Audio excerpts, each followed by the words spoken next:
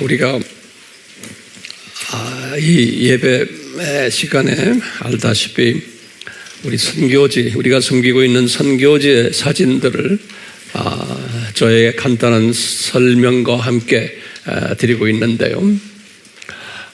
어떤 분들은 목사님 상당히 은혜스럽습니다. 참 감사합니다. 계속해 주세요. 라는 그러한 분들이 가끔 저에게 있어요. 네, 그래서 그런 말 들을 때마다 저도 조금 힘이 좀 생겨요. 네. 오늘은 우리가 참 감사하게 생각하는 그 민족인데요. 조그마한 나라인 부탄이라는 나라에 세계 선교를 하고픈 전문가들은 이 부탄이라는 나라에 들어가서 복음을 전하기를 굉장히 기도하고 소원하는데요. 그 나라는 인구가 80만 명 정도밖에 안 되는 조그마한 나라인데요. 그런데 그 안에 약 한 30개의 언어 족속들이 있고요. 그리고는 불교 왕국이에요. 네팔은 왕국인데 이제 왕국이 무너졌지만 네팔은 힌두 왕국인데 왕이 있으면서 종교를 가지고 있는 국교로 그런 걸 이제 이야기하는데, 이 나라는 지금 부탄은 불교가 국교고 그리고는 왕이 또 가장 높은 수반인 나라예요. 그런 나라가 세계에 지금 없어요, 제 기억으로는. 그런데 이 나라는 불교 외에 다른 종교를 인정하지 않는 나라예요. 이제 그 안에 이제 같은 부탄 안에 인도 계통 사람들이 살아서 힌두교도 약 한 20% 정도 있지만 불교가 이제 주로 된 나라예요. 그 안에 우리 소위 말하는 개신교, 복음주의라고 할까요? 우리처럼 예수님을 섬기는 그러한 기독교인을 그 데이터에 의하면 약 한 3,000명 정도 보고 있어요. 그러니까 80만 명 중에 약 한 3,000명 정도로 보고 있는데, 그것도 그냥 대강 짐작하는 거예요. 왜냐하면 그 나라는 교회 건물을 지으면 안 되게 돼 있어요. 그래서 그 안에 복음을 받은 사람들 중에서 가정교회들을 하고 있어요. 가정교회들, 하우스 처치. 그래서 정확한 숫자를 알지를 못해요. 그 안에서, 그 나라의 영토 안에서는 외국 사람이 복음을 전하면 그건 큰일 나게 돼 있어요. 그래서 이분들은 어떻게 돼서 기독교인이 되는가? 그 부탄의 국경지대에, 다시 말하면 인도 쪽으로 내려와서요, 인도로 건너와서 거기에 조그마한 도시 하나 있는데, 그 도시가 이 부탄 선교를 향해서 모여 있는 선교사 그룹들이 있어요. 이제 부탄 외곽에, 다른 인도의 그 도시에서 복음을 받아서 이제 부탄으로 들어가는 분들이 있는데, 약 한 3,000명 가량 있지 않을까라고 이제 이렇게 보고 있어요. 저도 거기에 몇 번 들어갈 교회가 있었는데 주변에서 저를 보고 들어가지 마십시오 그러는 거예요. 그래서 이제 그 주변 도시가 있어요.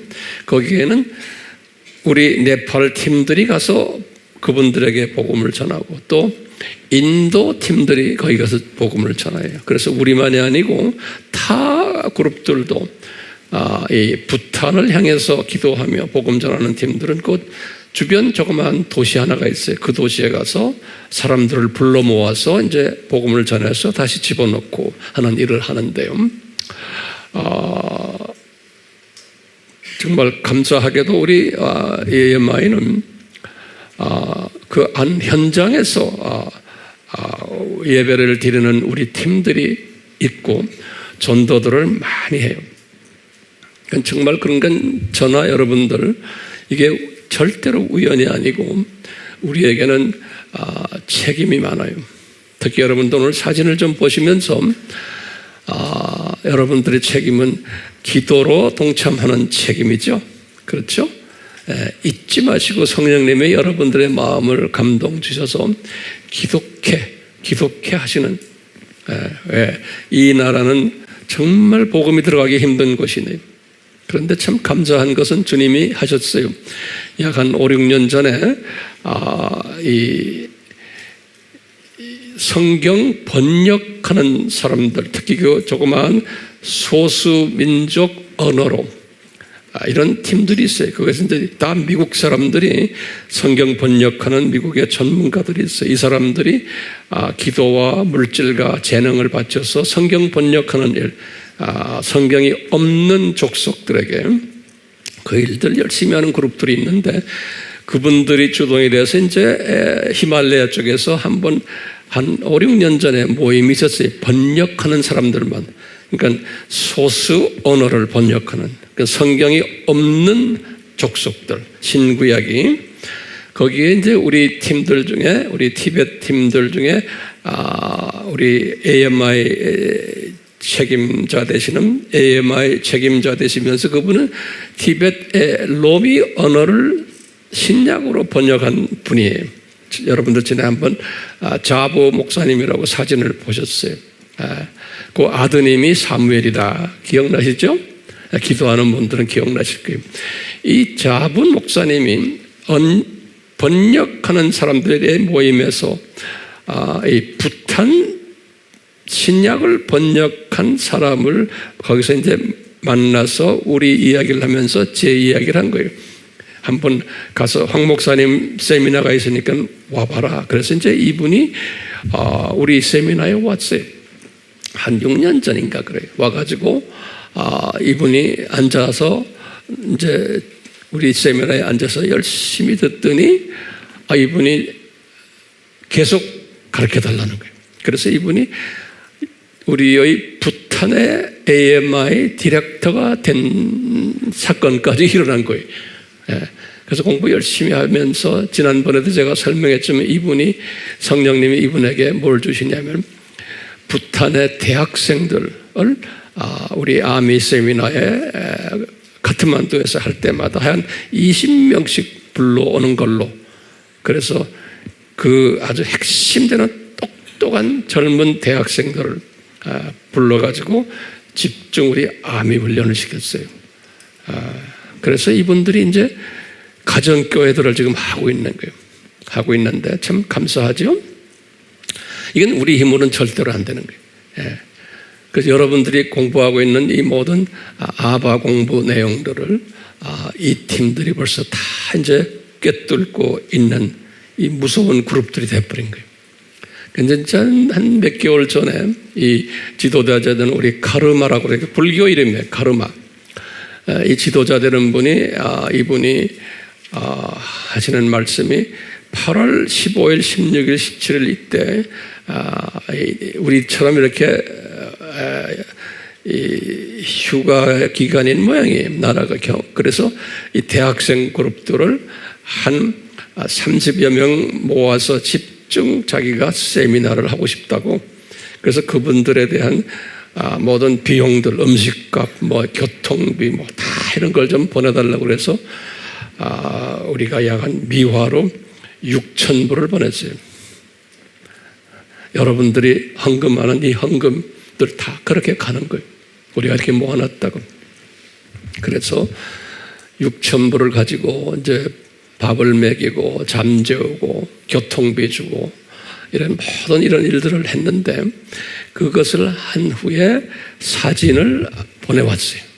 그래서 오늘 그 사진을 한번 보겠어요? 네. 한번 봅시다. 네. 여기 제가 이쪽으로 쓸게요. 이게 이제 그 세미나 장소예요.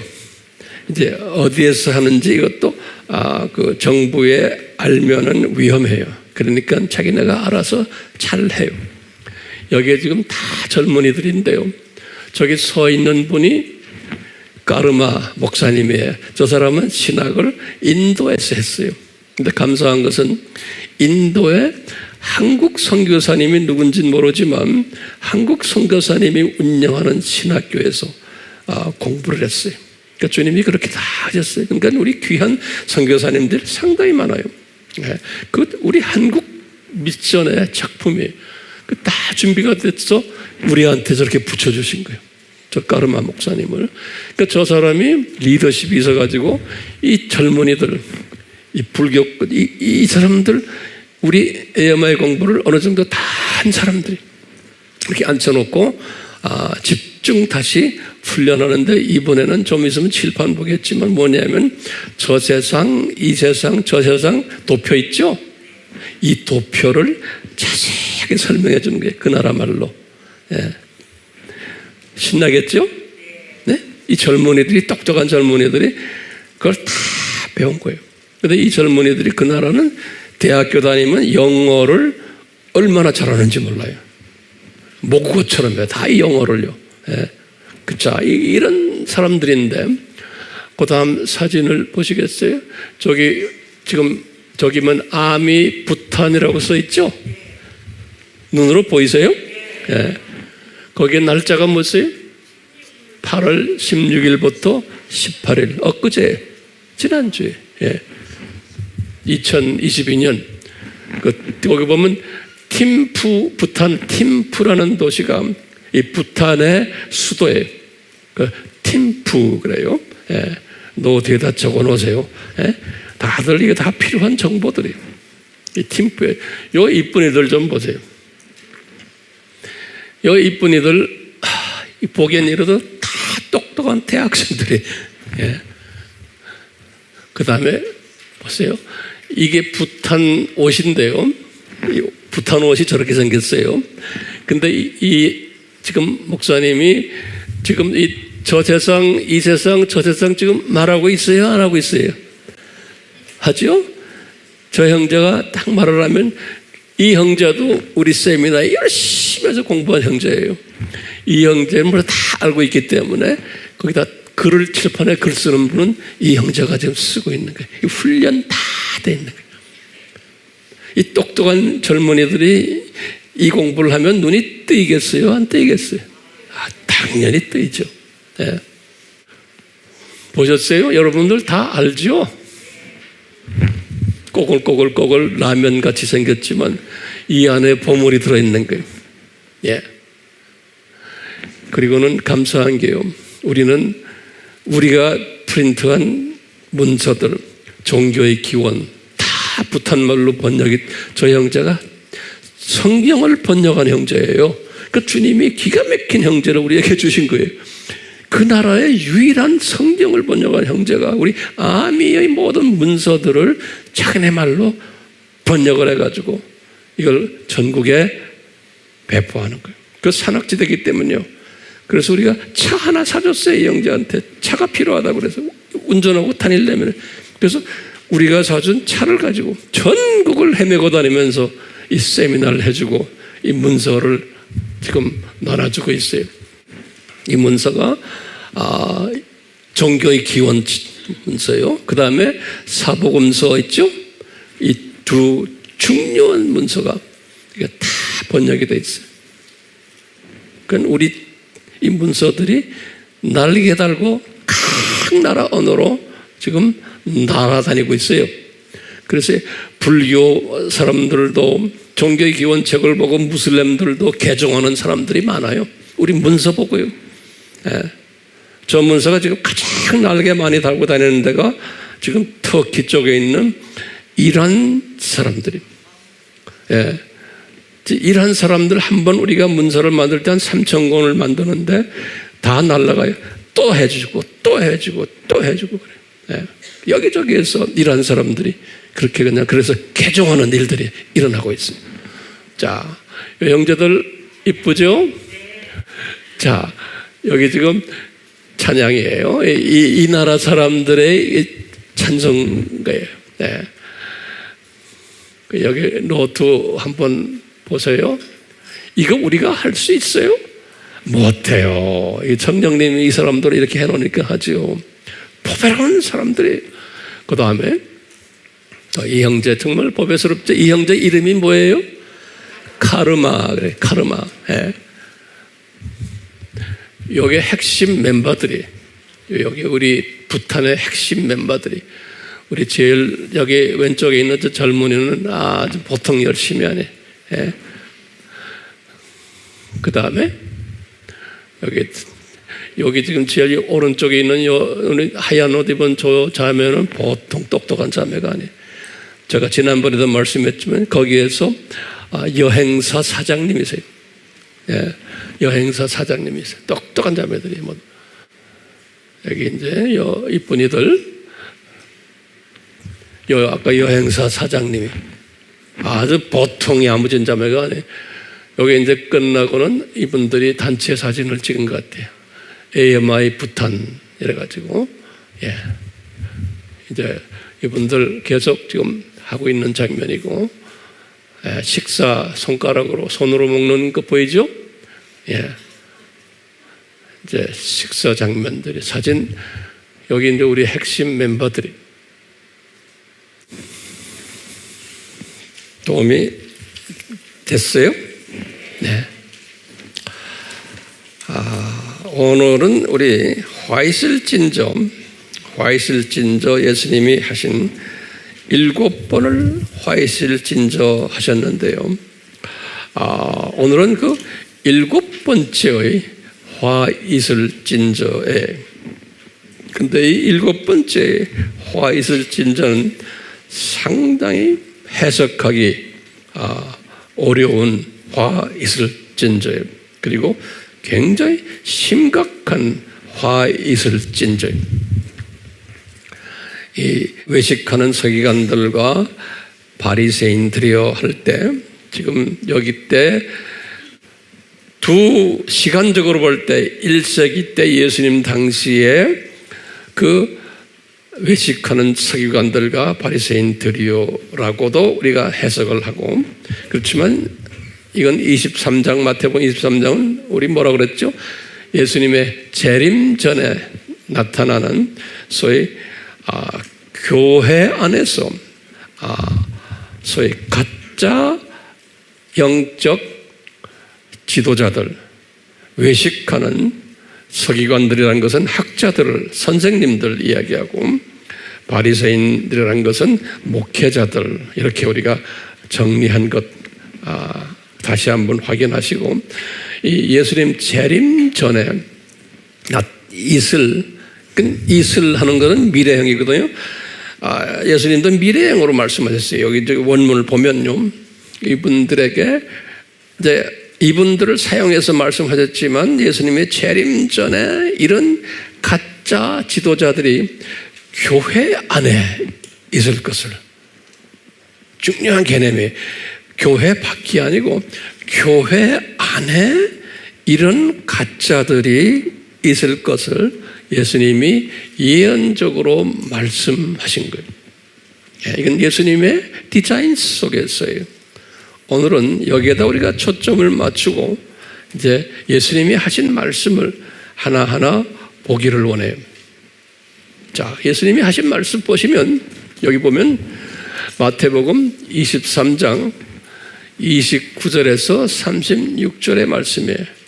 근데 이 말씀 우리가 잘 오늘 소화했으면 하는 바람이, 제가 그걸 위해서 이제 기도하면서 여러분들 앞에 제가 서 있어요. 예수님이 하신 말씀이 29절에 화이슬진저, 외식한다는 말은 뭐예요? 영어로는 히포크라트, 히포크라시. 다시 말하면 거룩하게 보이는데 자기가 인정받고 자기 이익을 위해서, 자기 영광을 위해서 소위 기독교인 지도자 역할을 하는 사람들을 가리켜서 외식하는, 그러니까 목적이 자기가 인정받고 영광받기를 위해서, 자기 이익을 위해서 예수님을 이용해가지고, 이런 의미에서 히포크라트 그러는 거예요.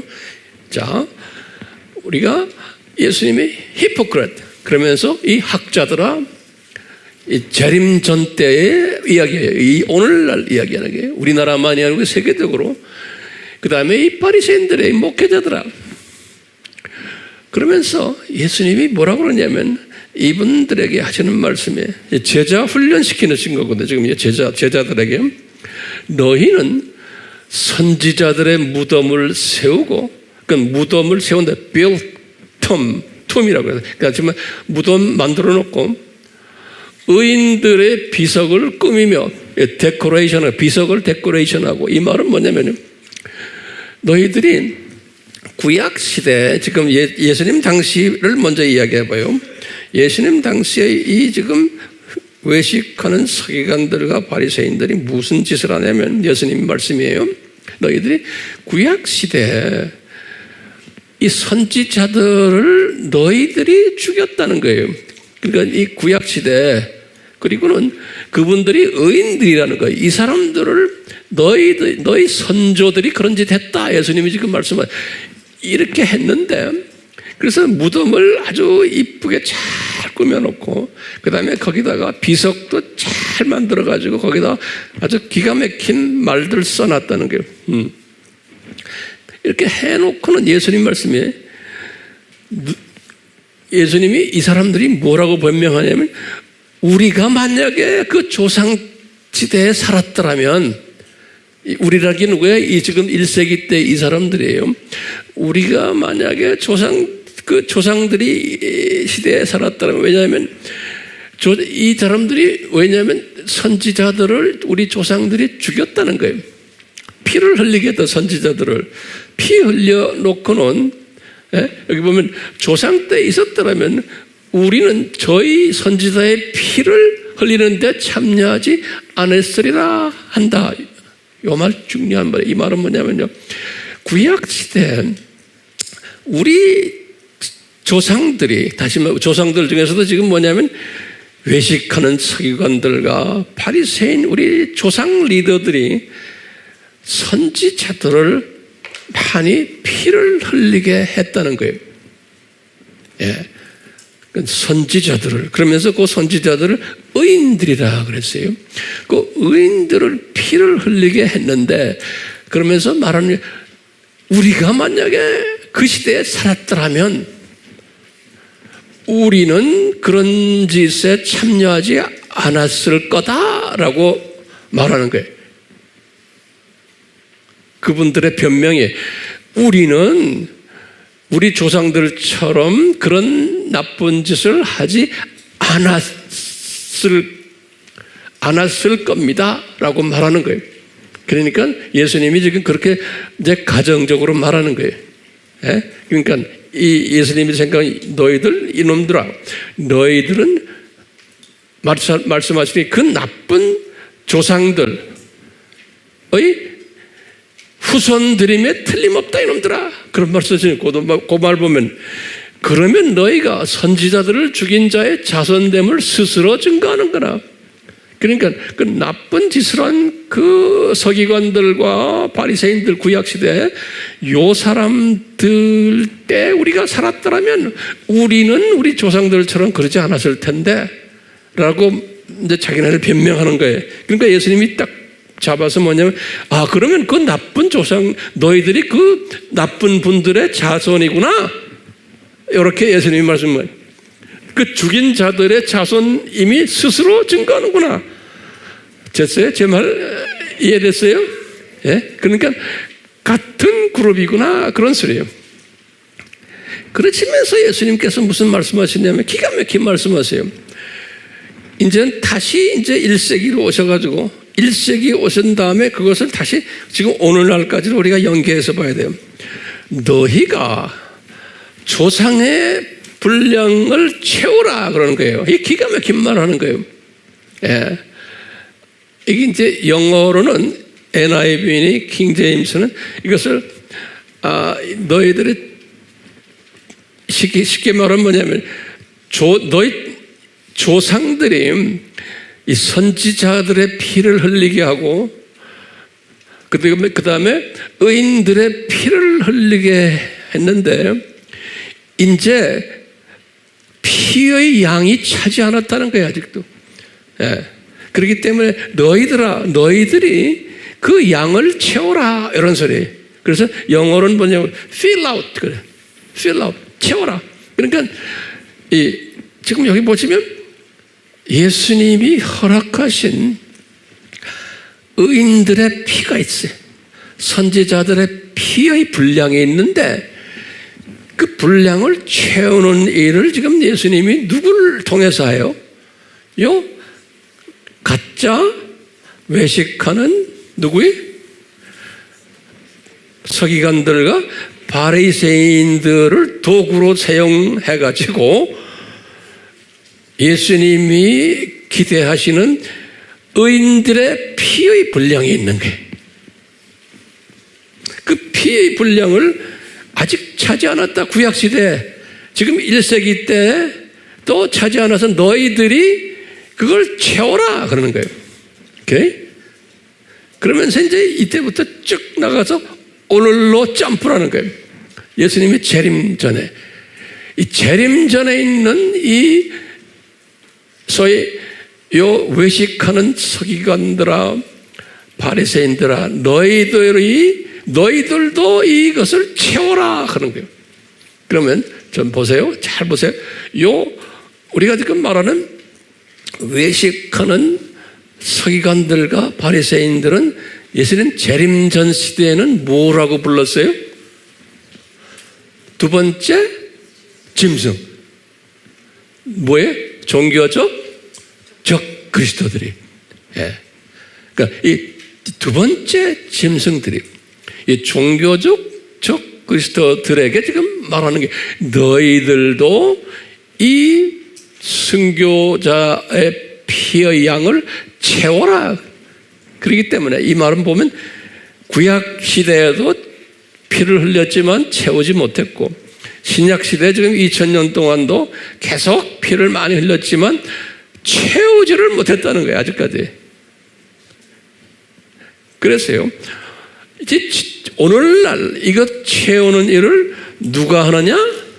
그러니까 두 번째 짐승께서 한다라고 보는 거예요. 제가 칼럼에서 항상 강조했죠. 그러니까 이 화면을 통해서 공부하는 분들은 우리 커뮤니티, AMI 커뮤니티 안에 들어오면 칼럼이 있어요. 그거 꼭 보시기를 바라요. 자, 오늘 이것을 전제로 하겠어요. 우리가 좀 공부할 게 상당히 많아요. 예. 이제 그러면서요, 요 사람들을 피를 채우는 일을 하는 사람들을 아주 무서운 말을 했어요. 요 뱀들아, 요 독사의 새끼들아 그랬어요. 그러니까 요 사람들이 구원이 있어요, 없어요? 구원이 없는 사람들이에요. 그런데 교회 안에 있어요. 네. 그것도 높은 위치에 있는 분들이에요. 영향력을 주는 분들이에요. 이런 사람들 보고 너희들 이 지금 피를 채우는 일에 책임을 지고 지금 하고 있는데 니네들은 뱀들이고 독사들이라는 거예요. 독사의 새끼들이라는 거예요. 그러니까 하나님의 자녀들이 아니고 사탄의 자녀들이라는 거예요. 기가 막힌 말을 하는 거예요. 그러면서 이제 미래형으로 나갔어요. 그래서 여기 이 원어를 봐도 그렇고 한국말도 샬 미래형으로 다 돼 있어요. 그러면서 미래형이라는 것은 지금 예수님의 재림 전으로 이제 점프해 오는 거예요. 그렇죠? 그럼 마태복음 23장은 재림 전 사건들 이야기하는 게 아닙니까? 예. 그래서 보세요. 그러면서 예수님이 점프를 가서 하시는 말씀 보세요. 그러면 내가가 누굽니까? 예수님이에요. 내가 너희가 누굽니까? 이것을 다시 오늘날로 표현하면 두 번째 짐승들에게 이렇게 말하는 건 마찬가지예요. 내가 너희에게 선지자들과 지혜 있는 자들과 서기관들을 보낸다는 거예요. 여기 뭐냐면 이 사람들은 뭐냐면 진짜 선지자들과 그러니까 성령 충만한 진짜 지혜 있는 자들과 지혜의 근본은 뭐예요? 예수님을 아는 거고 예수님을 경외하는 자들이 이 지혜 있는 자들이 그리고 서기관들은 뭐예요? 진짜 복음주의 학자들이. 예, 다시 말해요. 그러면 내가 예수님이 너희에게, 그러니까 이 짐승 그룹들에게, 예? 지금요, 진짜 선지자들과 지혜 있는 자들과 서기관들을 보내매 그 중에서 더러는, 그 중에서 어떤 사람은 너희들이 죽이기도 하고 피 흘리게, 예? 또 십자가에 못 박기도 하고, 이건 생명 없어지는 거예요. 또 어떤 사람은 회당에서 채찍질하고 매 맞는 거예요. 고통만 주지 죽은 사람들은 안 해. 예? 그 다음에 이 동네 저 동네 다니면서 핍박을 하는, 핍박할 것이다. 그러니까 다시 말하면 이 순교의 개념이 뭐냐, 완전히 죽는 사람들도 있고, 순교가 그러니까 육적 순교예요. 예. 생물학적 순교예요. 이런 사람들 십자가에 죽는 거. 그 다음에 또 뭐냐면 이건 혼적 순교가 있어요. 이건 뭐냐, 채찍질 당하고 미움 당하고, 그 다음에 이 동네 저 동네 다니면서 핍박당하고, 이런 일들을 할 것이라는 거예요. 그러니까 다시 말해요. 누가 이런 말을 지금 예언해요? 예수님께서 내가 재림하기 전에 어떤 일이 있냐? 너희들이, 그러니까 이 종교적 적그리스도들이 내가 보내는 진짜 복음적인 선지자들과 진짜 지혜 있는 자들과 진짜 서기관들을 내가 너한테 보낼 텐데, 너희들이 요 사람들을 피 흘리게 하고, 예? 육체적인 피를 흘리게 해서 죽이는 일도 있고, 너희들이 그 다음에 여기 지금 육적 피 흘리는 거예요. 그 다음에 여기는 또 뭐예요? 혼적 피 흘리게 하는 거예요. 고통당하게 하고 핍박하고 왕따시키고 미워하고, 예, 이런 일들을 하겠다는 거예요. 그러니까요, 이 피라는 개념이, 이 피 흘린다는 개념이 순교라는 개념을 두 수준으로 보는 거예요. 하나는 뭐예요? 실제로 피 흘리는 거예요. 죽어서 죽게 하는 것. 또 두 번째는 뭐예요? 혼적 피 흘리는 거예요. 고통을 주고 왕따시키고 미워하고, 예? 여러 가지로 삶을 어렵게 만들고 하는 그런 것들을, 그것도 피 흘림이라는 거예요. 그러니까 예수님이 말씀하실 때는 이 피 흘림이 차야 된다는 거예요. 그러니까 이 피 흘림을 차게끔 만드는 분들이 누구라는 거예요? 예? 이분들이라는 거예요. 오늘날 말하면 두 번째 짐승들이라는 거예요. 정리됐어요? 예.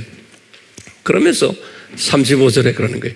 그러므로 의인 아벨의 피부터, 그래서 아벨이라는 건 주전 4,000년 분이 아벨의 의인인데, 아벨의 흘린 피부터 시작을 해서 바라가의 아들 사가랴 그랬어요. 요 사가랴, 우리 스가랴 서 있죠. 우리 스가랴라고 그래도 영어로는 제카라야 그래요. 스가랴. 요 스가랴서 1장 1절에 보면은 이 스가랴가 할아버지는 이또고 아버지는 바라가라고 그랬어요. 바라가. 그래서 이 스가랴가 누구냐? 이 바라가의 아들이에요. 그러면 스가랴는 언제 사람이냐? 주전 520에서 주전 480대 사람이에요. 그러니까 우리 586 기억나죠? 586은 바벨론 이거 한 거 아니에요? 요 당시에 586 바보 이건데, 이 586 사건 이슨 후에 태어난 사람이에요. 이 사역한 사람이에요. 그래서 요 사람은 굉장히 중요한 사람인 게, 요 사람은 예언자 선지자로서 이분은 스가랴서를 쓴 사람이에요. 그래서 제가 저쪽에다가 이분이 스가랴서를 쓴 그 선지자로서 예언자로서 쓴 내용을 잠깐 보면요, 이 스가랴서는 상당히 의미가 있는 성경이에요. 스가랴서가요. 그래서 여기를 쫙 보시면 스가랴서는 이분이 이제 예언한 거예요. 뭘 예언했냐면, 첫 번째, 지금 586 사건이면 알죠? 586. 그런데 70년 후에 516 사건이 일어날 거라는 걸 이미 받은 거예요. 516은 뭐예요? 여기에 성전, 제2성전이 지어지는 거예요. 예. 그러니까 이분이 스가랴가 제2성전이 지어질 것을 메시지를 받은 분이에요. 절대 따라오세요. 성경 구절은 스가랴서 1장 7절에서 2장 9절이에요. 그리고는 그분에게 또 두 감람나무가 출현할 것을 보여주는데, 왜냐하면 이 두 감람나무를 여호수아와 대제사장, 그 다음에 총독인 스룹바벨이, 이 두 사람이 나타나가지고 이 제2성전을 지을 것을 말씀하신 거예요. 구체적으로 누가 이 제2성전을 지을 것인가? 여호수아와 스룹바벨이 지을 거다 하는 거예요. 그래서 이 성전을 스룹바벨 성전이라 우리 가끔 부르죠. 제2성전 또는 스룹바벨, 영어로는 제룹바벨 그래요. 여기 이제 스가랴서 3장 1절에서 4장 14절까지 기록이 되어 있어요. 그러니까 이 스가랴라는 이 사람은 이 말라기는 주전 400년 때지만 이 구약의 선지자 중에서 제 뒤편에 있는 분이에요. 586 그 이후에 뒤편에 있는 분인데 이분에게 엄청난 것을 보여주셨어요. 그래서 제가 이렇게 설명해 주는 거예요. 이분이 이렇게 성전을 지을 것을 이야기한 다음에 그 다음에 포로된 자들 중에서 아직 귀환하지 않은 사람들 귀환할 것도 8장 1절에서 23절에 말씀하시고, 그리고는 예수님의 초림 사건을 보여주는 거예요. 이분에게. 그러니까 이분이 지금 주전 500년뿐 아니에요. 500년 후에 예수님의 초림 사건을 보여주는데, 유명한 초림 사건이 예수님이 나귀를 타고 예루살렘에 입성할 거다 이런 말 우리 배웠죠? 이것이 마태복음 21장에 그것이 그대로 이제 성취되는 이야기인데, 예루살렘으로 이제 마귀 타고 들어간 사건, 그것을 500년 전에 스가랴에게 말씀하신 것을 이루기 위해서다 그랬어요. 그래서 스가랴 9장 9절이 유명한 장이에요. 그러니까 스가랴가 본 거예요. 아하, 예수님이 나귀 타고 예루살렘에 들어가는데 그날이 무슨 날이에요? 예? 1월 며칠에? 1월 10일 날이죠. 우리 7절기에서 6월절 배웠죠?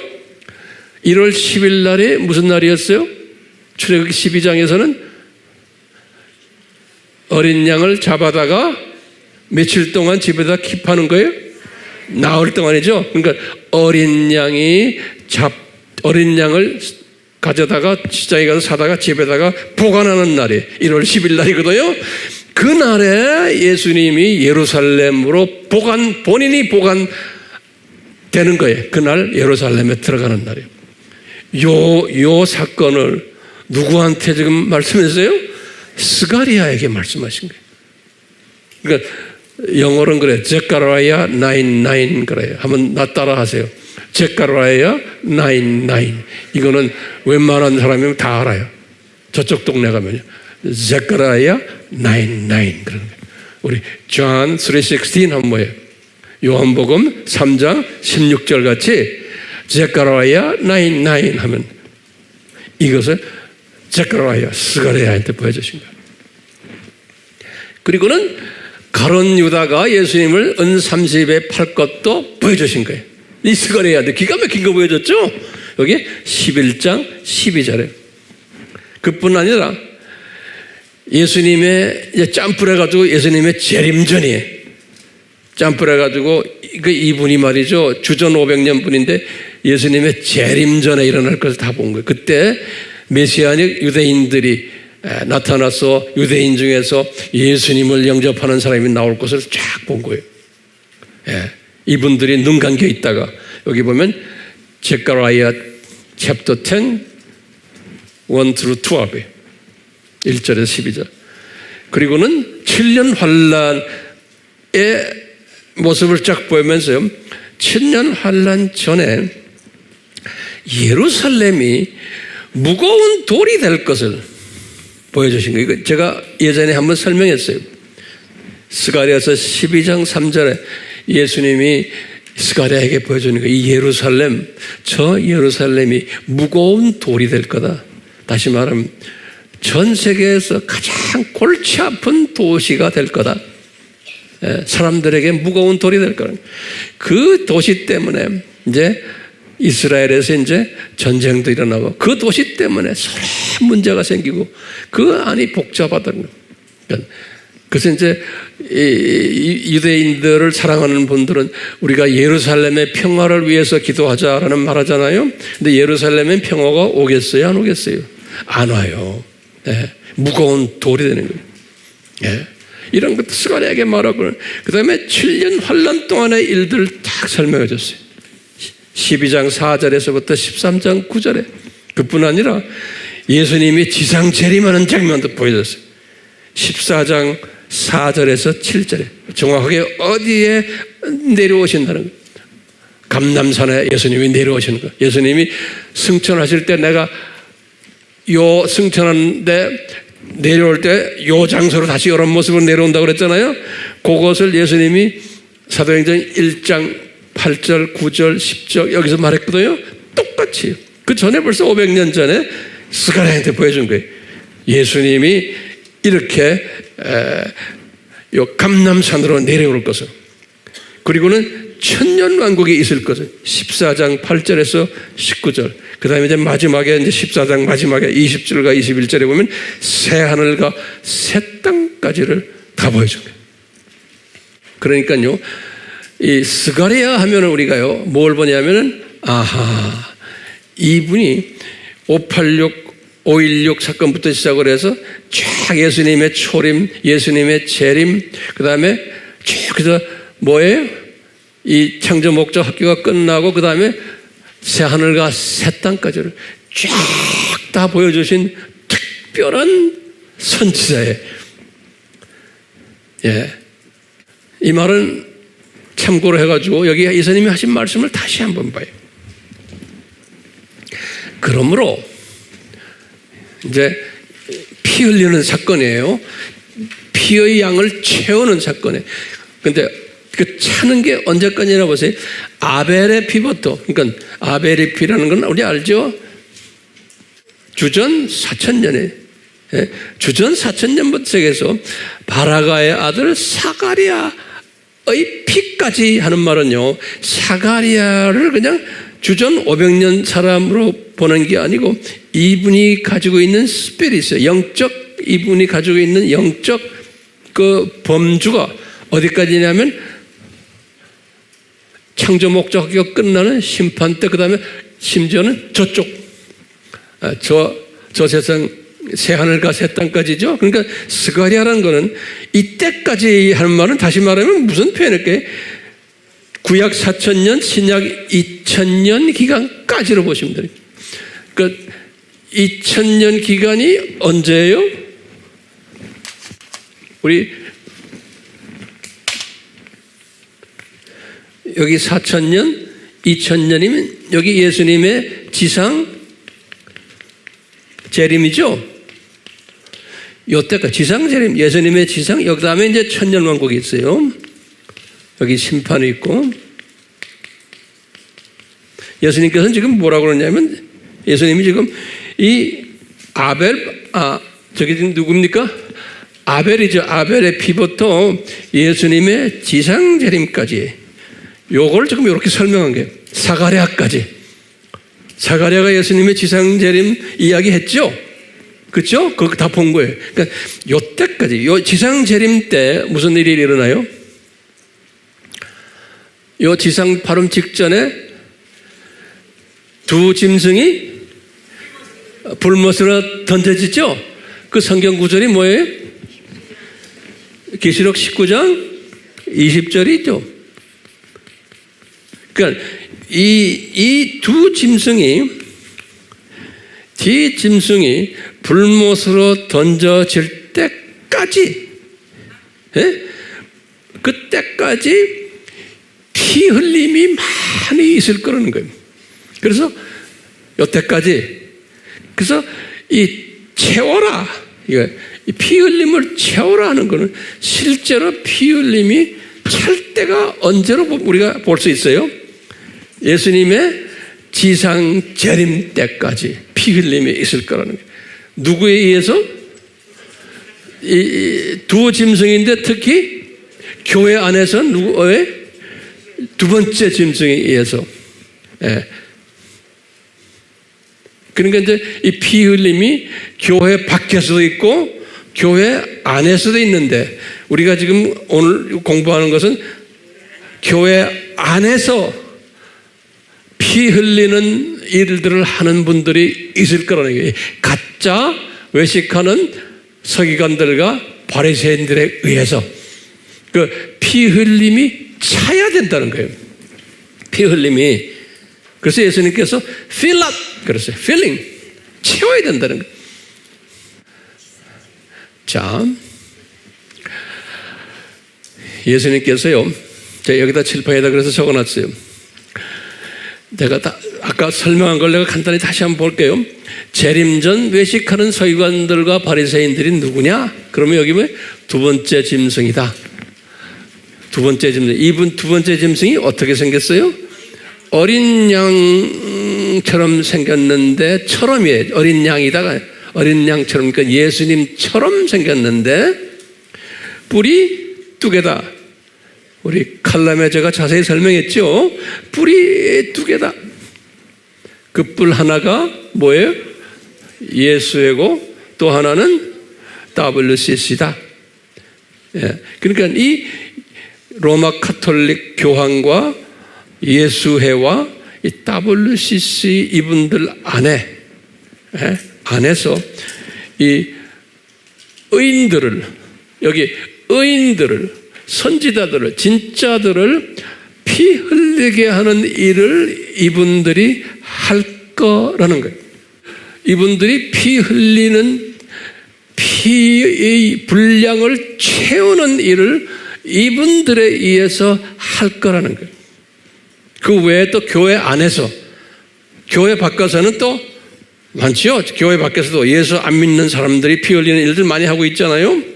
지금 이슬람 종교, 불교, 공산권에서 뭐 여기저기에서 지금 이 피 흘리는 일들을 이 양반들도 하고 있는데, 지금 마태복음 23장은 교회 안에서 요 가짜들이 있어가지고 또 의인들을 피 흘리게 한다는 거예요. 그래서 이제 순교자의 정의를, 순교는 뭐냐? 하나님, 여기 지금 보면 요한계시록 6장 9절에서 10절이 굉장히 중요한 성경 구절이에요. 우리 요한계시록 6장은 7인에 관한 이야기. 여기다 내가 적지 않았지만 노트에 좀 적으세요. 7인은 뭐예요? 예수님의 공중재림 전에 있어야 될 일들이죠. 아죠? 자, 7인의 첫 번째 인이 소위 흰 말을 탄 자, 두 번째가 뭐예요? 붉은 말을 탄 자, 그렇죠? 그 다음에 검은 말을 탄 자, 그 다음에 네 번째가 회색 말을 탄 자. 그 회색 말은 전염병이에요. 지금 회색 전염병 일어났잖아요. 요 네 사건이, 말 탄 사건이 있은 다음에, 그 다음에 이제 다섯 번째 사건을, 인을 띄니까 뭐가 나오냐면, 순교자들, 이미 죽은 사람들이, 순교자들이 예수님께 신원하는 목소리가 들려오는 거예요. 순교자들이. 그러면서 순교자들이 뭐라고 그러냐면, 예수님, 우리가 이렇게 피를 많이 흘렸는데, 아벨부터 해서 지금 예수님의 지금 공중재림 직전까지, 이렇게 피를 많이 흘렸는데, 우리 피를 좀 신원해 주십시오. 그러니까 예수님이 뭐라고 대답해요? 에? 예수님이 뭐라고 그러냐면, 여보시오, 아직 순교자의 충만한 숫자가 차지 않았다 그러는 거예요. 그 찰 때까지 피를 더 흘려야 된다 그러시는 거예요. 거기 지금 여기 좀 보세요. 여기 지금 공중재림 때, 공중재림 직전에 이야기하는 거예요. 그러니까 요때쯤, 오늘날, 지금 여기 오늘날이면요. 공중재림, 여긴 지상재림, 여기 7년 환란이죠. 여기가 7년 환란이지. 제 말 잘 따라오세요? 지금 내가 혼자 떠드는 거 아닌가 모르겠다. 자, 보세요. 지금 예수님 7인이 뭐예요? 7인이 예수님 공중재림 전에 일어나는 사건들이에요. 오케이? 그래서 지금 5번째 인을 할 때 순교자 이야기하면서 이제 좀 순교를 그만 좀 시켜주십시오 라는 소리랑 마찬가지로 우리가 이렇게 했는데 이 기간 동안 쫙 순교당한 사람들이 말하는 거니까 아니다.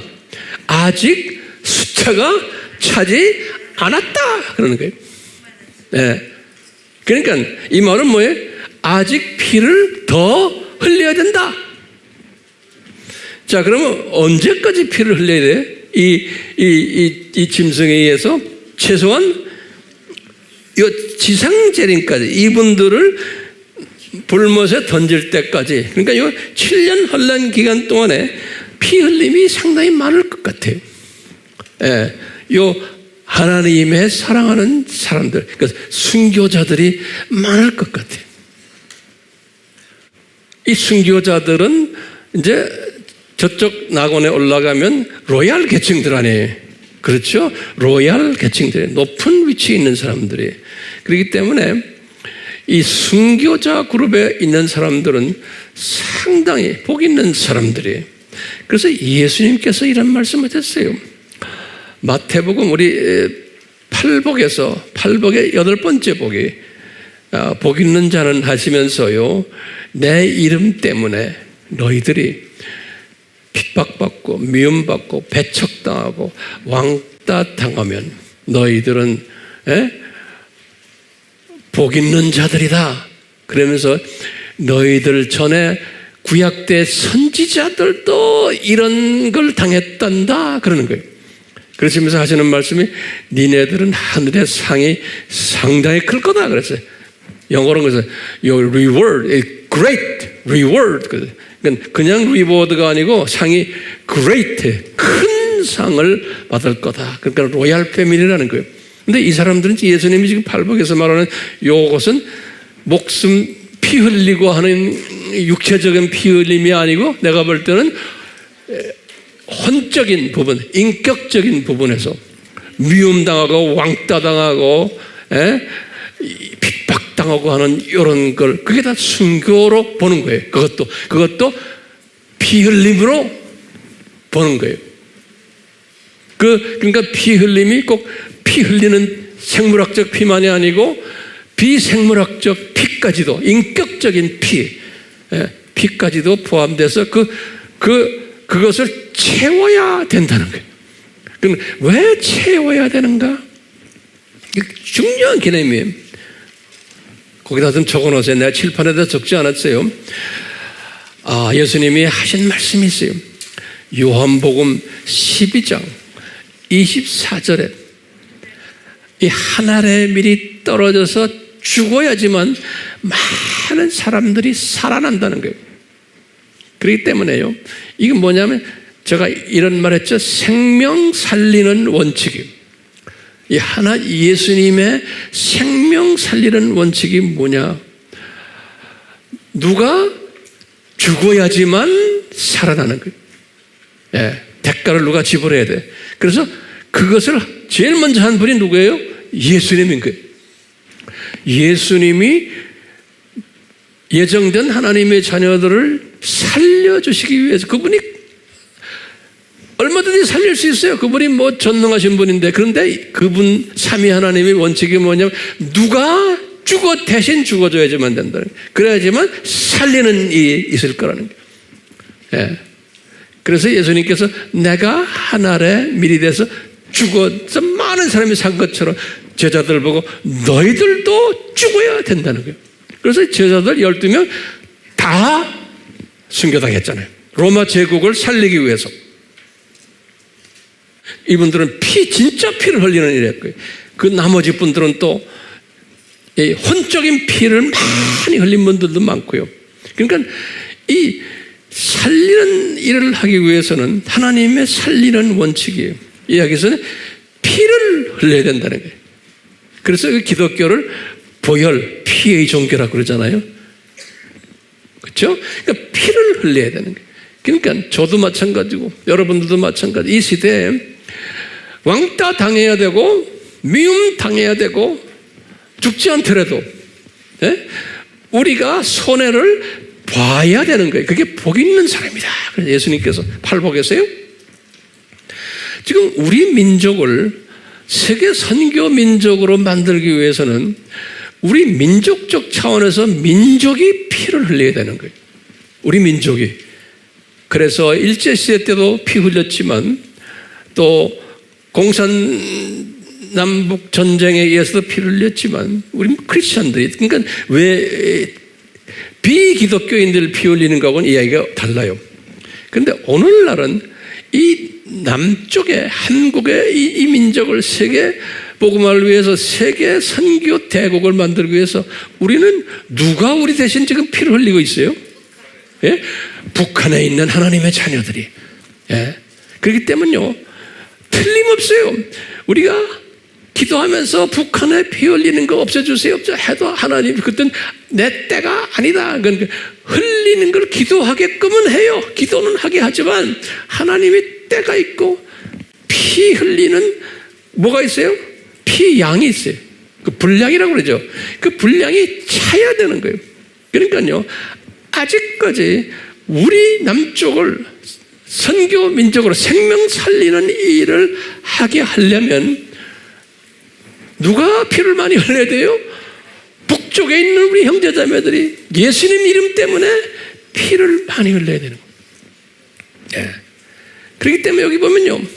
이 순교자 이야기하실 때 이 순교자들이 누구냐 할 때 거기 6장 9절에 보면 설명했어요. 이 사람들은 어떤 사람들이냐?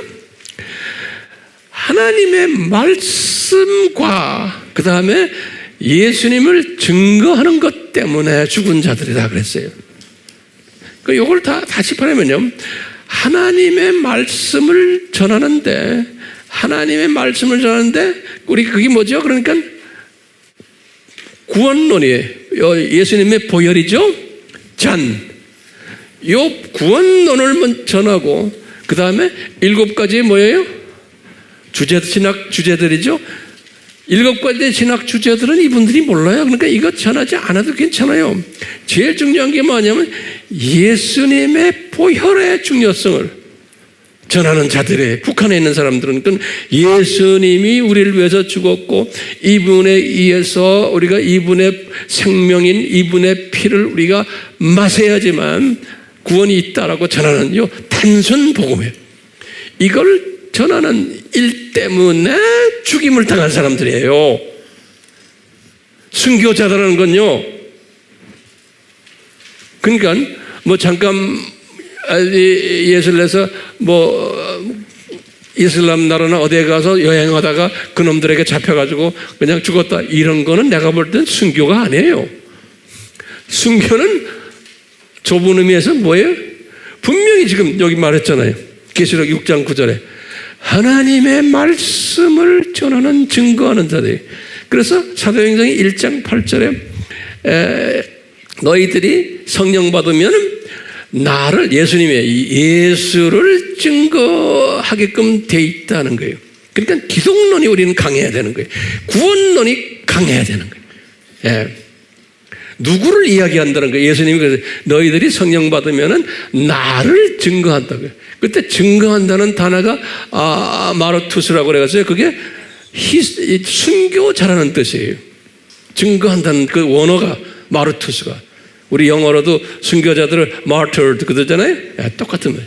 다시 말하면 우리가 순교를 꼭 피 흘림이 받는 육적 순교만이 아니고 뭐예요? 혼적 순교예요. 예수님의 유일한 하나님이시고 이분이 유일한 구세주라고 말하면은 왕따 당하고 미움 당하고 핍박을 당하는 이것도 순교라는 거예요. 그러니까요. 나나 여러분들이 이 예수 그리스도를 오늘날 전할 때 순교자의 스피릿을 가지고 하세야 되는 거예요. 안 해도 괜찮아요. 근데 주님이 순교자의 판열에 집어넣은 사람은 하도록 돼 있고, 미움받게 돼 있고, 인정 못 받고, 왕따 당하고, 외로워지고, 오해받고, 이런 일들이 직장에서도, 가정에서도, 어디에 가나 있게끔 되어 있는 거예요. 이건 내 말입니까? 아니요, 내 말이 아니에요. 지금 주님의 말씀 우리가 종합해서 보면 그러는 거예요. 예. 그렇기 때문에요, 이 순교자의 충만한 숫자가 차는 것처럼 이제 우리가 피를 흘려야 되는데 두 가지 피죠. 육적인 피, 혼적인 피. 예. 근데 예수님이 마태복음 23장 34절에 하신 말씀이 있어요. 여기 보시면 뭐라고 써 있냐면요, 본인이, 예수님이 내가 진짜 선지자들을 보낼 거다. 이 두 번째 짐승아, 너희들에게 진짜 지혜자들을 내가 보낼 거다. 진짜 서기관들을 내가 보낼 텐데 그 사람들을 너희들이 핍박해가지고 피를 흘리게 한다는 거예요. 그 사람들을 예수님이 그러는 거예요. 그러니까 아무나 피 흘리는 게 아니고 이 사람들은 로얄 계층 후보생들이에요. 그러니까요, 선지자들, 지혜자들, 서기관들, 학자들, 목사들, 여러분들 또 전하는, 복음 전하는 자들, 이런 사람들을 하나님 골라가지고 그러니까 이렇게 해서 보낼 때인데, 너희들이 이 사람을 보낼 때 너희들이 죽이기도 하고, 너희들이 십자가에 또 달리기도 하고, 회당에서 채찍질하고, 이 동네 저기에서 핍박하고, 예. 그러니까 육적인 피도 흘리게 하고 혼적인 피도 흘리게 할 것이라는 거예요. 그러니까요, 누가 피 흘림을 당해요? 진짜 복음을 전하는 사람들이에요. 오케이? 진짜 지혜자들이에요. 진짜 서기관들이에요. 여러분들 지금 이 공부를 하고 있잖아요. 그래서 다 이 진짜 서기관 되라고, 학자들 되라고, 예? 진짜 지혜자들 되라고, 예? 진짜 선지자들 되라고. 선지자라는 건 미리 보는 거예요, 앞을. 우리가 지금 선지자들이 아니에요. 우리 지금 미리 다 보고 있잖아요. 앞으로 무슨 일이 일어날 거죠. 그 훈련을 지금 우리가 지금 받고 있잖아요. 예. 그러니까 여러분들이 교회 안에서 미움 당하게 돼 있어요? 안 당하게 돼 있어요? 당하게 돼 있는 거예요. 교회 안에서. 예수 믿는 사람들 사이에서. 이상하죠? 예? 그 다음에 교회 밖에서는요, 말할 필요도 없죠. 교회 밖에서는 말할 것도 없죠. 자, 제가 이제 결론적인 말씀을 좀 하려고 그래요.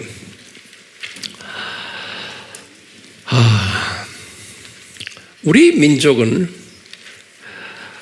이 미국 다음으로 지금 예수님께서 지금 사용하시려고 굉장히 지금 초점을 맞추고 우리 민족을 지금 주님이 쓰고 계세요. 쓰고 계시니까 우리 민족 안에서 이제 순교자들이 많이 나와야 돼요? 안 나와야 돼요?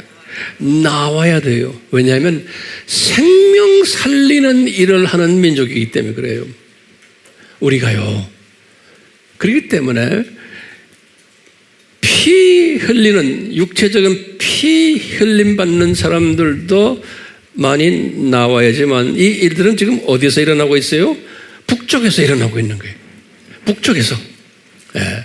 그리고는 남쪽에 있는 이 생명 살리는 사람들은 피 흘리는 것은 혼적인 피를 많이 흘리는 사람들이 나와야 되는 거예요. 그 복음 때문에 미움받고 핍박받고 소외받고 이런 사람들이 지금 남쪽에서 또 많이 나오도록 주님께서 지금 하고 계세요. 그런데 안타까운 일은요, 우리 민족이 이런 사명을 가지고 있는 가운데 지난 한 40년 전부터 우리 교회 안에서 이 신실한 이 자들인데 어디 좀 부족한 부분들이 있는 분들이 있어요. 다시 말하면 선지자들이고 지혜자들이고 서기관 그룹들인데 어디 부족한데 좀 있는 분들이 있는데 그런 사람들을 핍박하는 그룹들이 있어 왔어요. 우리나라에. 근데 핍박을 어떻게 하느냐? 소위 그 핍박하는 사람들의 신학 노선이 우리나라는 특히 어떤 노선이 강하냐면 소위 개혁주의가 강해요. 개혁주의. 이 개혁주의라는 것은 칼빈주의예요. 예. 이 칼빈주의를 루터 쪽은 개혁주의라고 그러질 않아요. 칼빈주의를 리폼으로 그러는데요. 이 칼빈주의가 우리나라가 이제 주를 이루면서 이 칼빈주의 사람들이 로마 카톨릭도 쭉 그랬지만 종말론의 이제 해석에서 차이가 나요. 종말론을 칼빈주의는 무천년주의를 주장하는 분들이에요. 무천년주의. 우리 종말론 내학설 공부 많이 했죠? 이 공부를 안 하면은 제 말을 알아듣질 못하고 시대 분별력을 몰라요.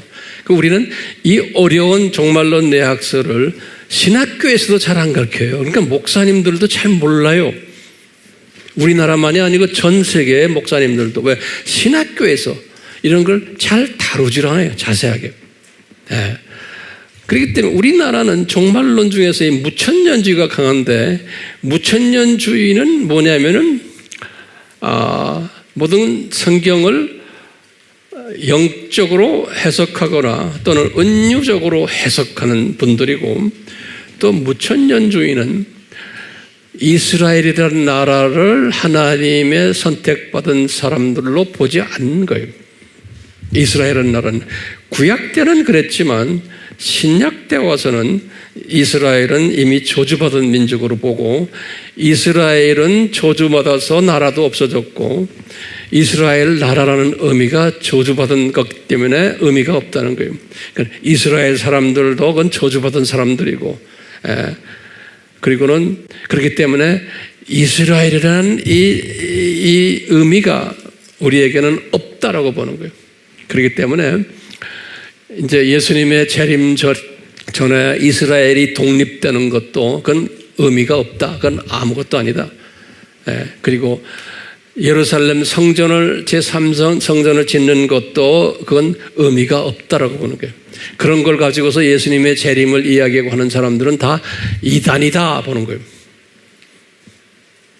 그런데 이 개혁주의라는 이 개혁주의 사람들 안에도 주님께서는 절반 정도는 개혁주의를 가지고 있으면서도 무천년주의를 가지고 있지 않고 무슨 주의예요? 역사적 전천년주의를 가지고 있는 분들이 또 많은 거예요. 그러니까 장로교 안에도 두 그룹이 있는 거예요. 그리고 또 전천년주의 중에서 또 세대주의가 있는 거예요. 세대주의는 아주 이 문자적 해석하고 아주 이스라엘을 강하게 강조하는 그러니까 제3성전이 지어져야 되고 이스라엘 사람들을 복음화시켜야 되고 꼭 그렇게 하실 거다. 그러니까 이스라엘 사람들은 특별한 로얄 그룹으로 보는 그룹이 세대주의 그룹이에요. 그러니까 이분들은 또 이 구원론도 7부로 나눠가지고 좀 차이가 있어요. 우리 다 공부했잖아요. 그러니까요.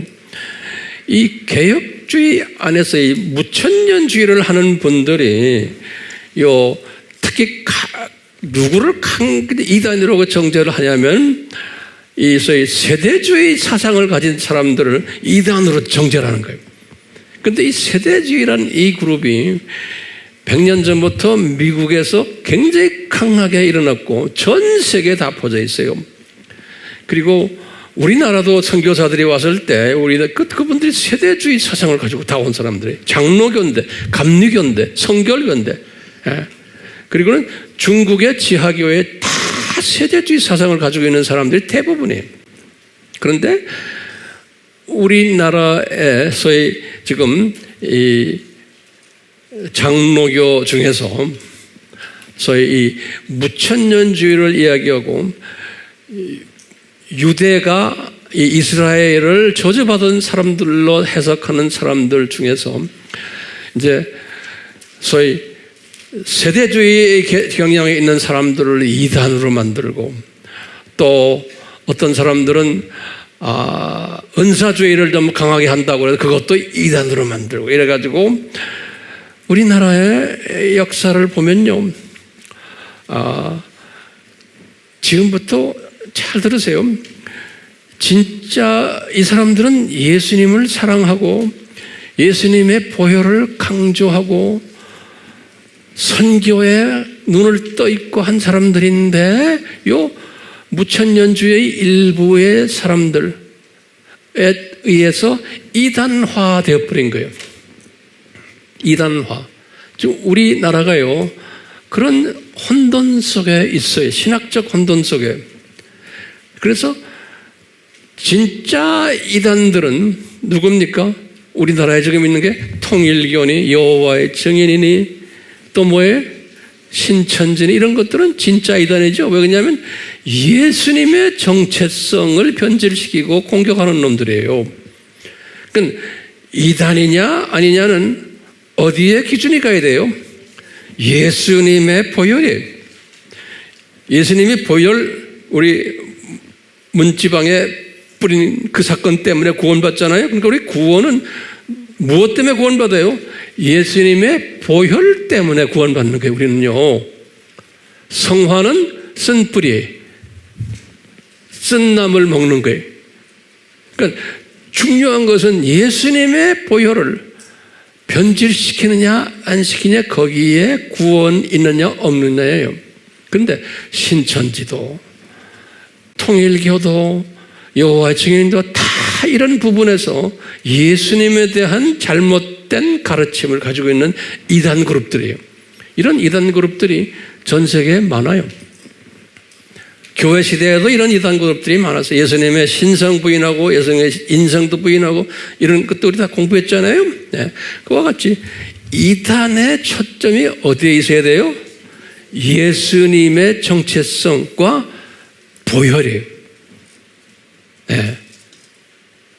거기에 초점을 맞춰야 돼. 그런데 종말론에 좀 자기네와 좀 다르다 그래서 이스라엘을 이해하는 이스라엘론이 다르다고 해서, 그러니까 비본질들이에요, 이건. 그렇죠? 그래서 이단화 시킨 거예요.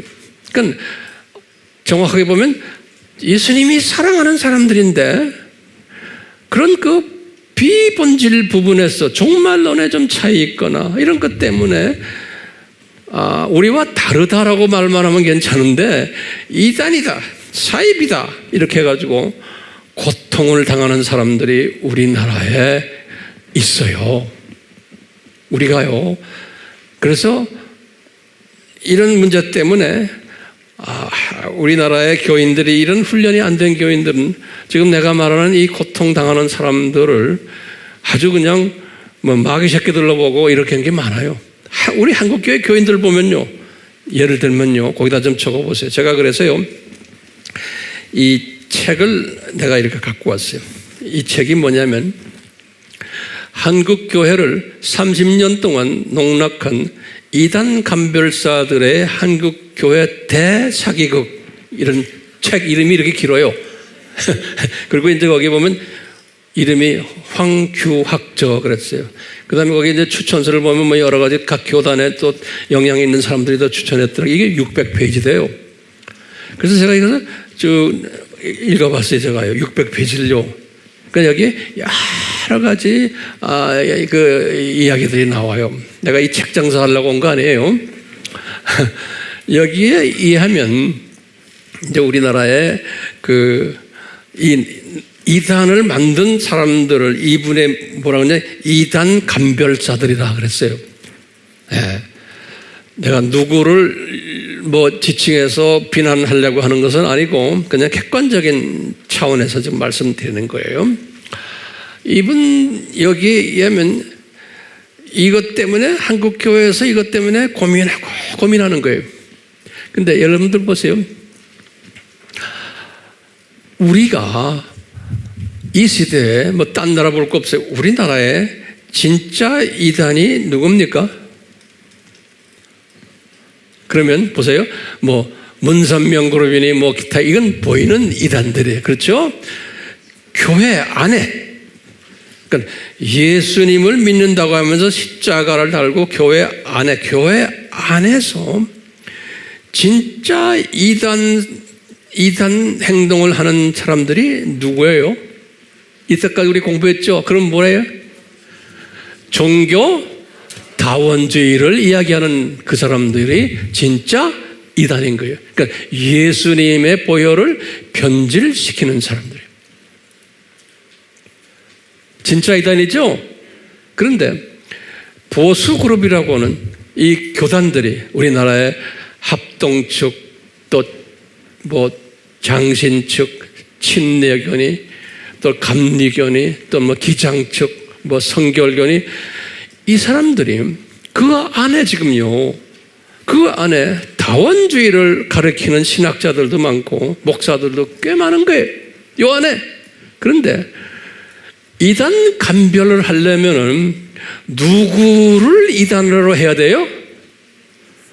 이 사람들을 이단으로 해요. 로마 카톨릭 이단이다. 또 성공회도 이단이다. 또 정교회들 다 이단이다. 왜?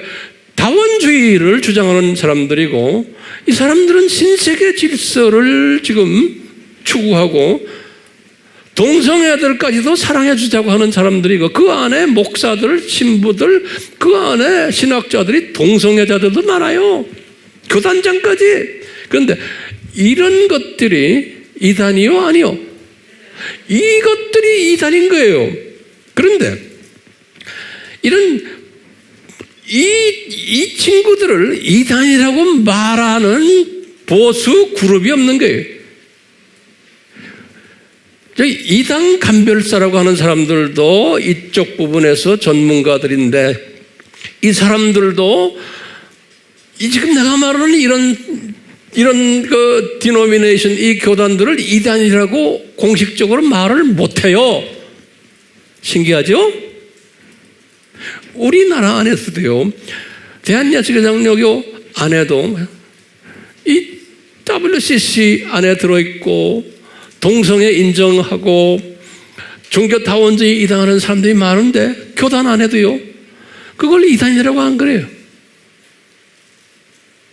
그러니까 교인들이 볼 때는 그런 게 있어도 이단 감별사 된다는 분들이 그걸 이단이라고 말 안 하고 진짜 비본질에서 좀 차이가 나는 자기네와 종말론이 좀 다른 것 이런 사람들을 놓고 이단으로 하는 거 이단이라고. 그러니까 수 없는 하나님의 자녀들이 지금 이 속임에 지금 빠져 있는 거예요.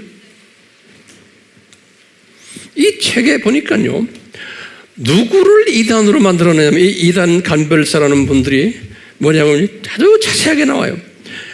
김기동 목사를 이단으로 하고 박윤칙 목사님을 이단으로 하고 유광수 목사님을 이단으로 하고 이명범 목사님을 이단으로 하고 변승우 목사님을 이단으로 하고 인터콥 선교회저 최바울 선교사님을 이단으로 정죄를 했어요. 이 6명이 명단이 여기 나와요. 그러니까 엄밀한 의미에서는 이 사람들은 예수님을 사랑하는 사람들이에요. 예수님의 보혈을 소중하게 생각하는 사람들인데 그래서 저희 종말론에 가서나 또는 어떤 교리적으로 비본질 부분에서 자기네가 좀 다르다 그래가지고 여기 보면 여러 가지 금전적인 문제도 있고 복잡하더라고요. 써놓은 걸 보니까요, 이단화 시켜버린 거예요.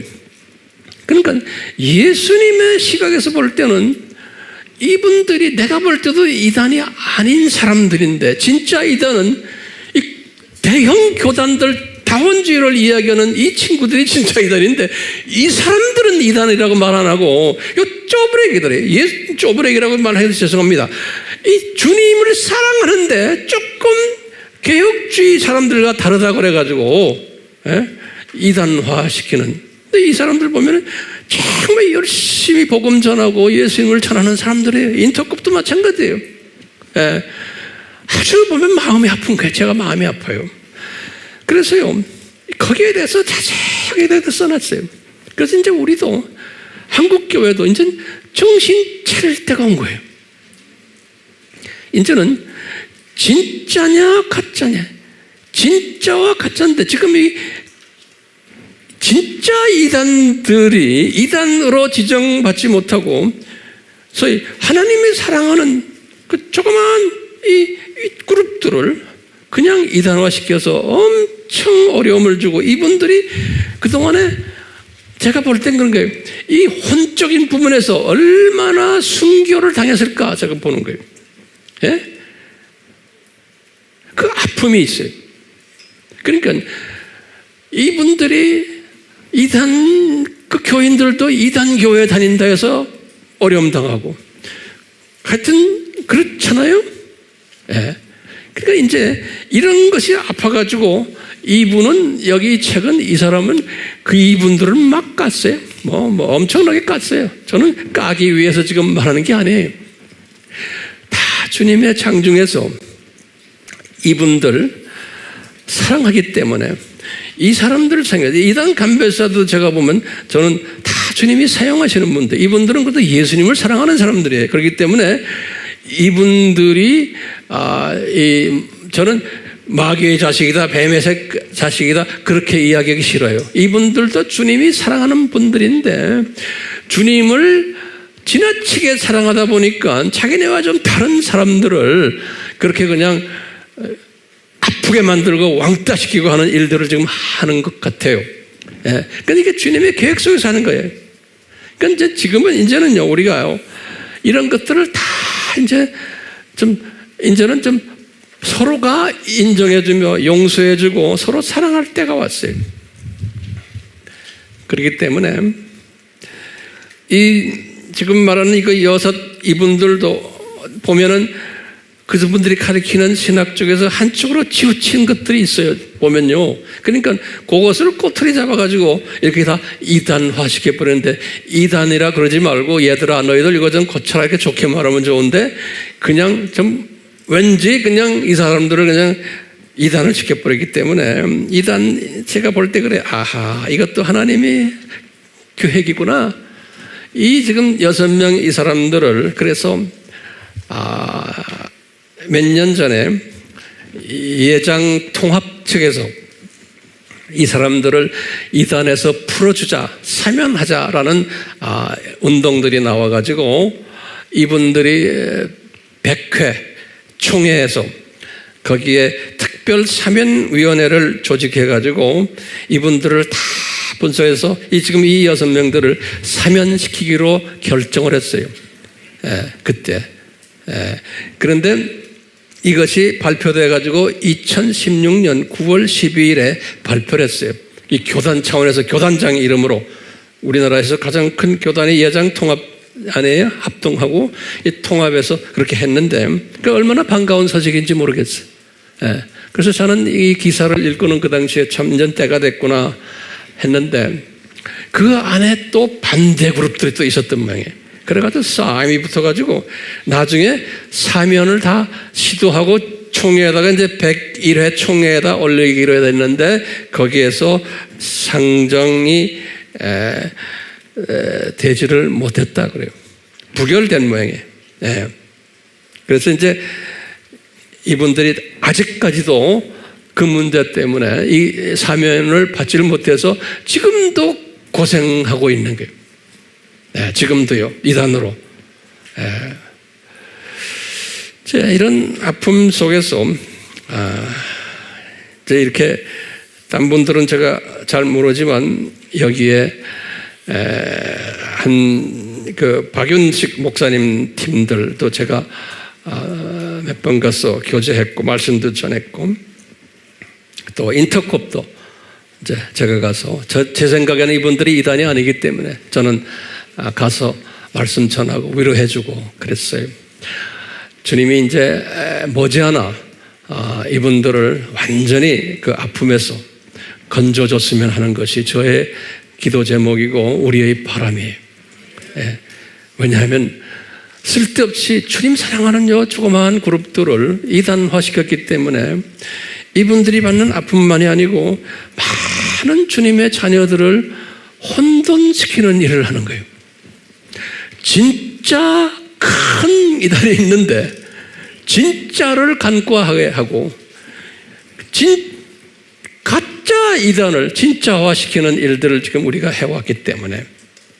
그런데 주님이 보실 때 저도 이래요. 이분들을 왜 이단화시켰을까? 이분들을 통해 한편 보면 겸손하라고. 이제 사면을 받아야 되는 분들에게 주님이 너희들 겸손하라. 너희들이 이렇게 어려움 당하니까 더 주님을 바라보며 주님에게 더 의지하라. 이 핍박을 받을 때마다 핍박을 하는 사람들을 더 용서해주는 마음을 가지고 저들을 위해서 더 너희들 기도해주고 하는 그런 마음을 가지라고 요 팀들에게 주님이 그런 아픔을 주지 않았나 저는 생각하고 있어요. 우리는 가끔 한국 교회를 위해서 기도할 때마다 이렇게 쓸데없이 주님 사랑하는 사람들인데 이렇게 이단 소리를 듣는 이러한 분들 생각하면서 기도로 위로해 주시기를 바랍니다.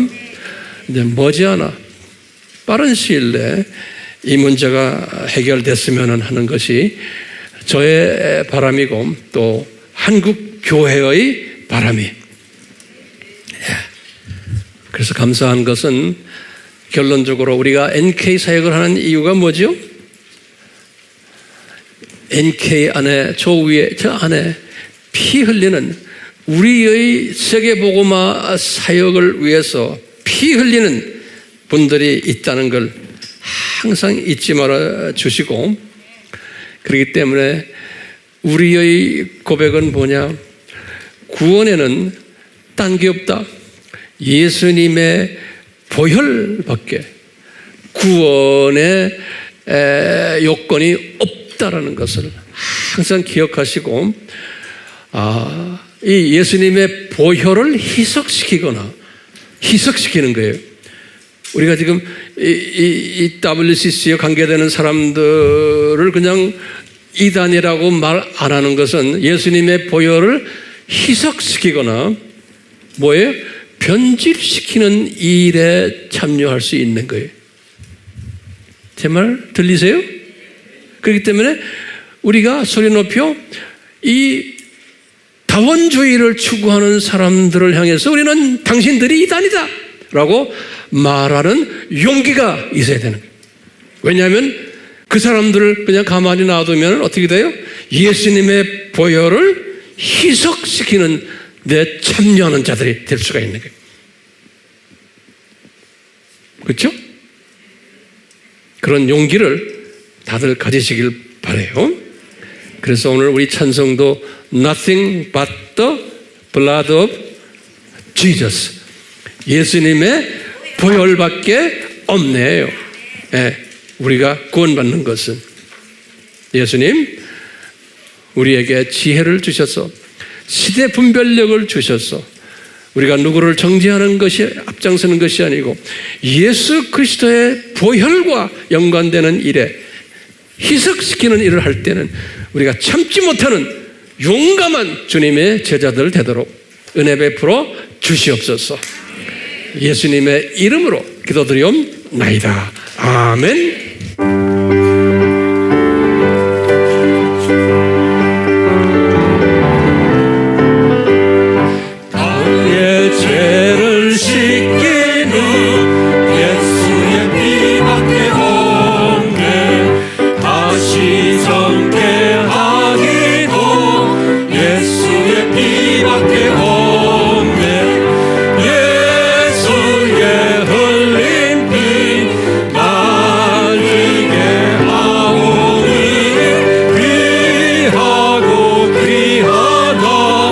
예수의 피밖에 없네.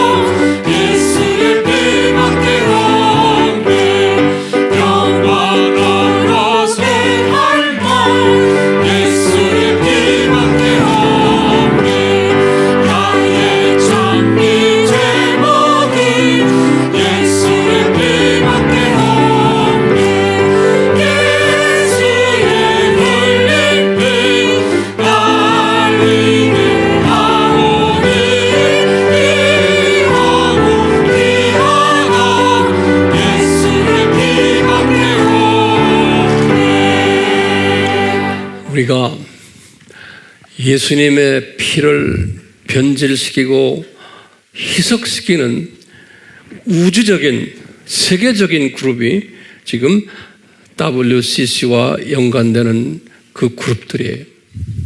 우주적인 그룹들이. 그러니까 왕이단들이. 그런데 이 왕이단들을 우리가 가만히 놔두고, 왜냐? 무서워서 그런 거야. 하도 세력이 크니까. 이 쪼부레기, 조그만 소위 작은 것들, 통일교, 이건 조그만 놈들이, 새끼 이단들이, 신천지, 조그만 놈들이, 여호와의 증인 다 조그만 놈들이, 몰봉교, 이런 놈들을 가지고서 이단 하는데, 진짜 큰 이단에 대해서는 짝소리 못하고 있는 게 우리의 현실이에요. 여러분들, 여기에서 우리가 벗어나야 돼요. 아멘? 주여, 우리 민족을 불쌍히 여겨주시고, 이 초점이 딴 데가 있는 우리 민족들, 우리 주님의 사랑하는 백성들, 초점을, 포커스를 제대로 맞추도록, 용감하게 외치도록 은혜 베풀어 주시옵소서. 삼위 하나님의 이름으로, 예수님의 이름으로 기도드리옵나이다. 아멘.